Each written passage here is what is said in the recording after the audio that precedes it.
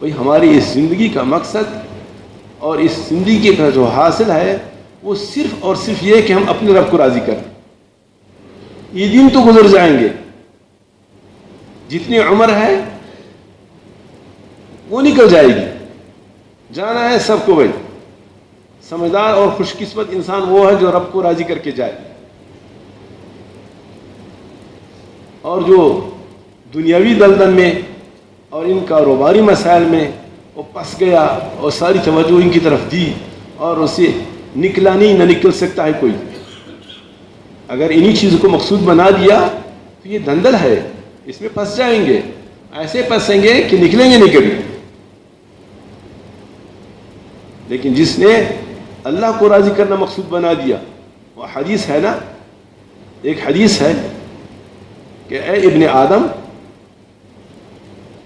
تو آخرت کو مقصود بنا دے اور رب کی رضا کو مقصود بنا دے تو یہ سارے کام میں تیرے نمٹا دوں گا، سارے نمٹا دوں گا. دنیاوی ضرورت تو خود بخود پوری ہوتی رہے گی.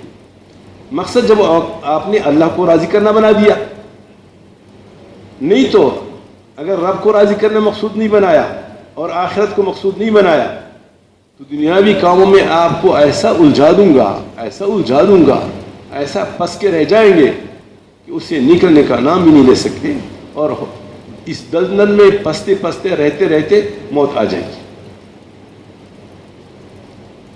تو بھئی اصل جو مقصود ہے ان دنوں سے جو سبق حاصل ہو رہا ہے وہ یہی حاصل ہو رہا ہے کہ ہم اپنے رب کو راضی کریں، اور اپنے رب کو راضی کرنے کے لیے کسی کی کوئی پرواہ نہ کرے. حکمت عملی ضرور ہے، حکمت عملی اختیار کرنا وہ الگ چیز ہے، لیکن مقصود اللہ کو راضی کرنا ہو. ماحول کی مخالفت کا مقصد یہ نہیں ہے کہ سب کچھ توڑ دو، کہ نہیں مجھے تو رب کو راضی کرنا ہے ڈنڈا اٹھا کر کے بس، یہ نہیں مقصود. حکمت عملی ہے، اچھے انداز کے ساتھ اور بہتر طریقے سے دعوت چلائے، اپنے گھر کا ماحول بنائے، اپنے دوستوں کا ماحول بنائے، اپنے شہر کا ماحول بنائے، پوری انسانیت کا ماحول بنائے. حکمت عملی کو لی ہوئے یہ ایسا بیٹھے بیٹھے حاصل نہیں ہوگا. یہ حکمت عملی کیا چیز ہے یہ سمجھ میں نہیں آئے گا. ہر موقع کی اپنی حکمت عملی ہوتی ہے، اس کے لیے آپ کو باقاعدہ ایک تربیت حاصل کرنی ہے،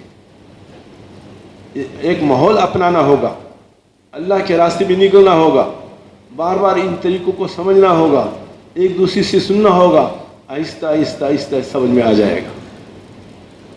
دین اسلام جذبات کا نام نہیں ہے. تو اللہ کے لیے سب کچھ کو قربان کرنا ہے اور حکمت عملی کے ساتھ قربان کرنا ہے. بس ان دنوں سے یہ سبق حاصل ہو رہا ہے. اللہ ہم سب کو توفیق عطا فرما دے اور عمل کرنے کی توفیق عطا فرما دے.